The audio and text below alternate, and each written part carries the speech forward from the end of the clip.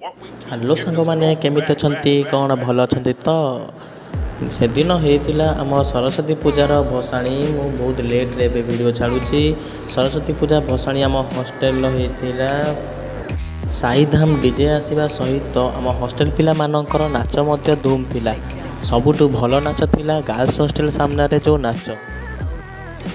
ସାଇଧାମ ଡିଜେର ନୂଆ ସେଟଅପ୍ ସହିତ ନୂଆ ମାଇକ୍ ସେଟ୍ ନୂଆ ଲାଇଟ୍ ସେଟ୍ ସହିତ ଆମ ପିଲାମାନଙ୍କର ନାଚ ପୁରା ଥିଲା ଅଲଗା ପ୍ରକାର। ରାତିରେ ଯାହା ଜାକମକ ହୋଇ ଦେଖାଯାଉଥିଲା ଲାଇଟ୍ ଏବଂ ଠାକୁରଙ୍କୁ ଦିଆଯାଇଥିଲା ମା'ଙ୍କୁ ମେଲାଣି।